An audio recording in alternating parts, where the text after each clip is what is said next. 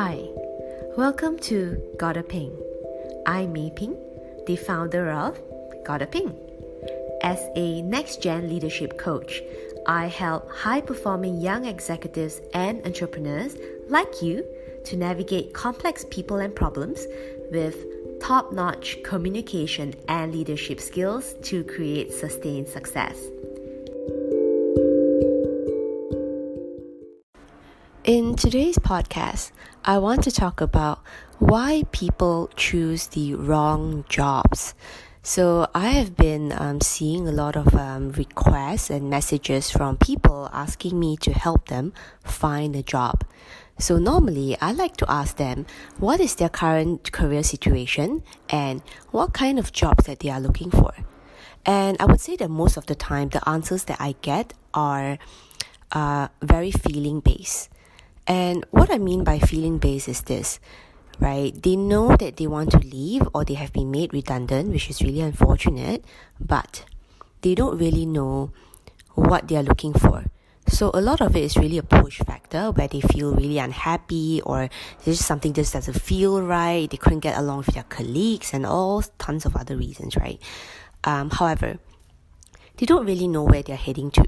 So they're just rushing on, applying for jobs, attending all these resume interview workshops without first knowing what are they good at, what do they actually want to do, what really went wrong in the previous job, so that properly analyze it and make sure that it doesn't happen again in the next job. So why a lot of people feel stuck in their career after a couple of years and even nowadays in a couple of years is because they didn't know what they wanted when they chose the job in the first place. So imagine sitting in a car and you start driving, but you don't actually know what the destination is.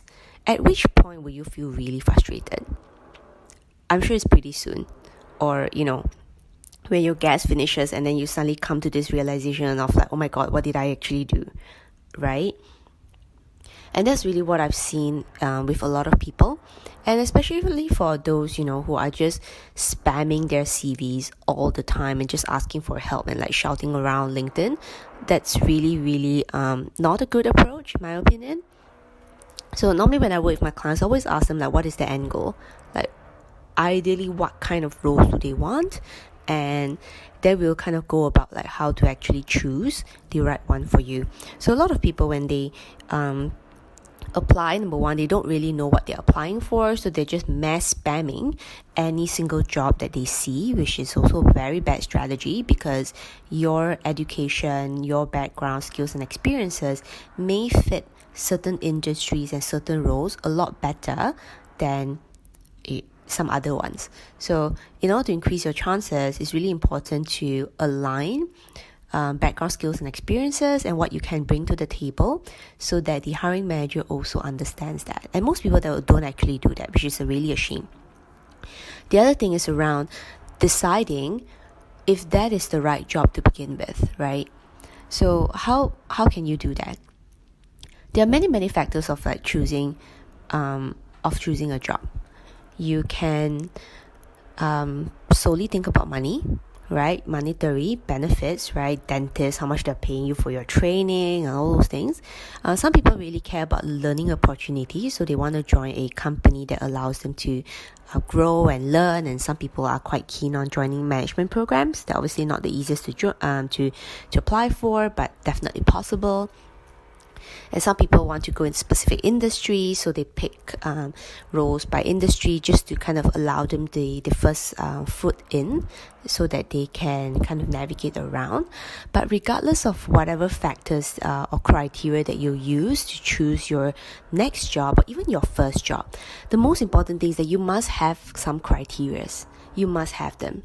Because if not, you'll be 100% driven by feelings, and we all know how it ends up if you just rely on feelings.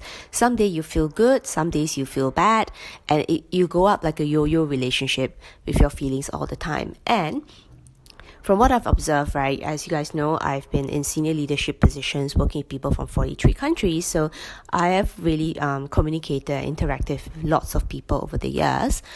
And the ones that I feel are really unhappy and constantly complaining are the people who have no clear idea why they picked the job in the first place. They couldn't see it as part of their career strategy. So they never had an idea of what they wanted to do in 3 to 5 years or whatsoever. But they just got the job mostly because it's monetary focus, right? And when big challenges come in, when big hurdles come in, then if you're driven by feeling, guess what's the easiest thing to do? Is to give up.